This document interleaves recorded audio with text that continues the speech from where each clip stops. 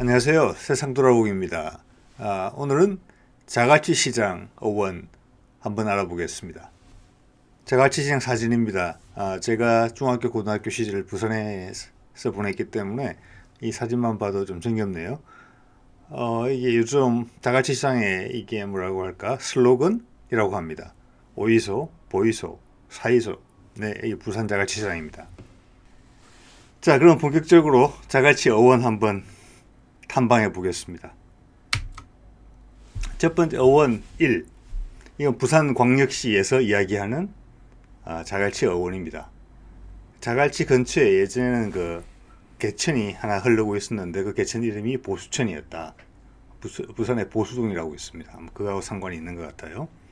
그 보수천 하구였고 이쪽에 자갈이 많았다. 자갈이 많았던 것 저도 인정합니다.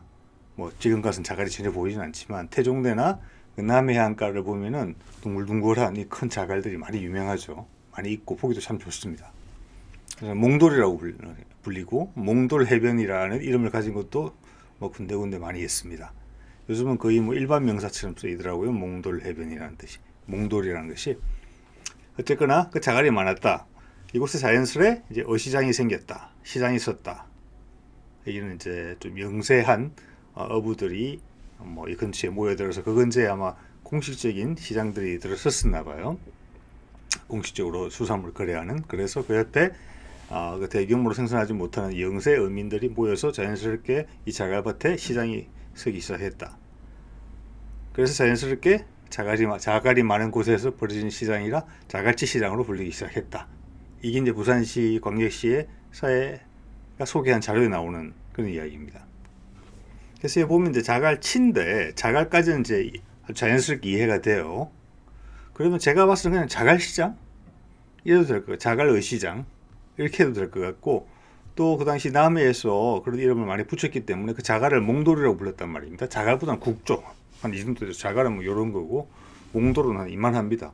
이만하기 때문에 몽돌시장, 몽돌의시장 이렇게 불렀으면 될 것 같은데 치자가 왜 들어갔지 싶은 생각이 좀 들더라고요.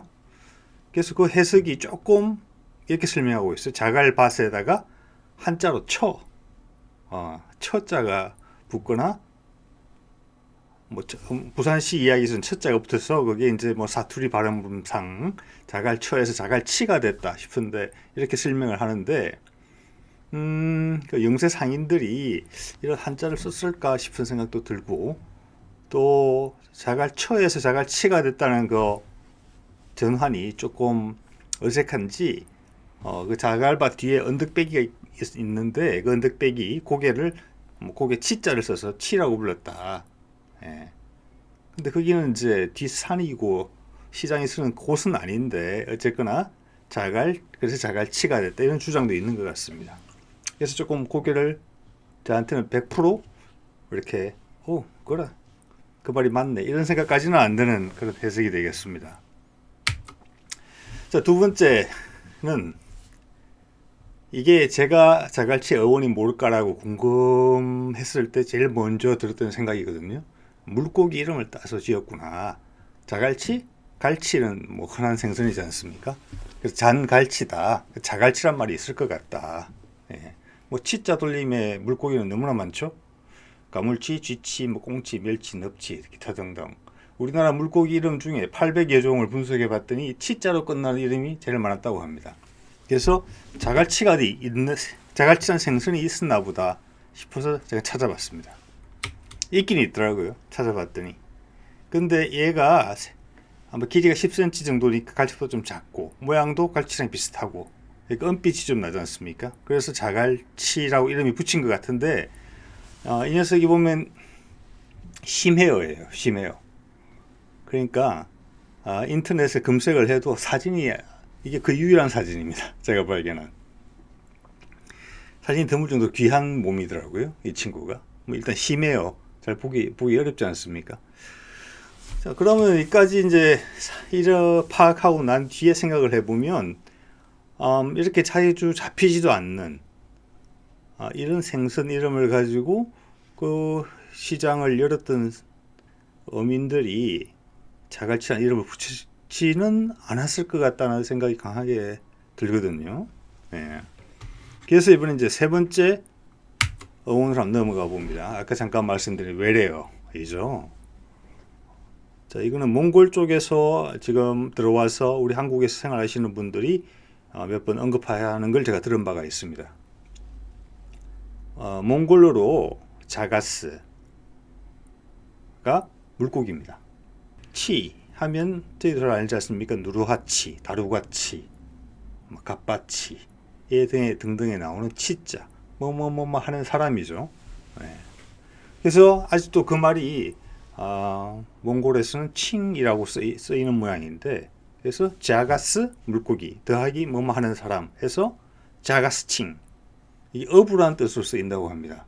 지금도요. 그래서 자갈치가 이 말하고 너무 비슷하다, 이런 이야기를 하는 거거든요. 보면 누르하치는 뭐 청나라 태조의 이름이죠. 여진족이지만 치자가 있고요.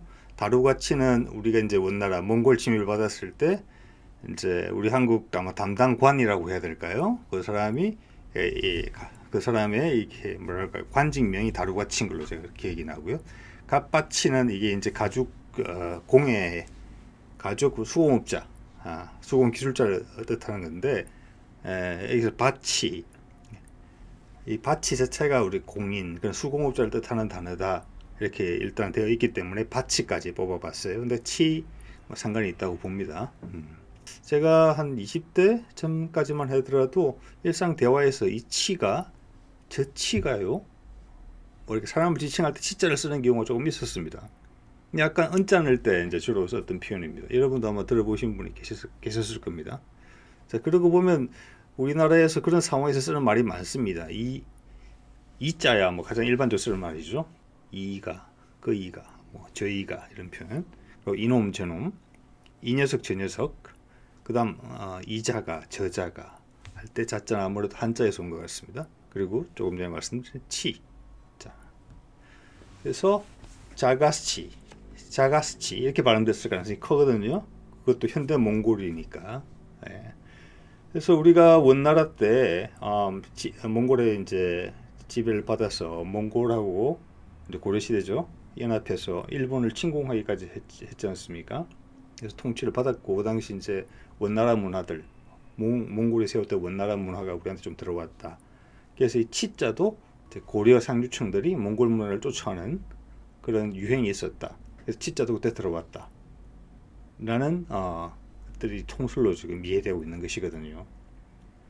그때 이제 뭐 심지어는 그 제주도에 몽골 사람이 들어와서 말을 기르기까지 했을 정도니까 그 당시 쓰이던 말이 우리 생활 속으로 많이 침투됐었고, 그때 자가스치라는 말이 들어와서 뭐 수면 밑에 감춰져 있다가 어떻게 시장이라는 이름으로 살아났을 가능성도 배제하기는 어렵다, 이런 생각을 해보게 됩니다.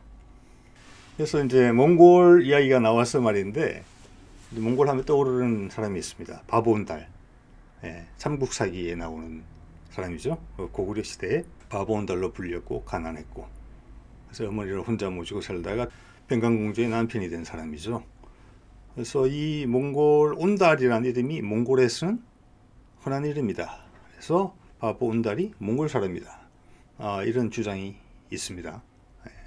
그래서 그쪽에서는 온도, 이렇게 제가 지금 표기한 단어 있죠? 저렇게 이제 발음을 하는 모양인데, 이게 앞에 오노라는 단어가 오래된, 그래서 오래되어서 신령스러운 이런 뜻을 가지고 있고, 뒤에 탈이 달, 고원 언덕 들판 이런 뜻을 가지고 있다고 합니다. 그래서 이게 응달, 양달 할 때 그 달, 그리고 고조선 수도 아사달 할 때 달, 지금 뭐 그래서 어떤 땅이다, 어떤 산이다, 뭐 이런 뜻으로 지금 사용되는 언어와 단어와 낱말과 상관이 있다, 이런 이야기를 하는 것이죠.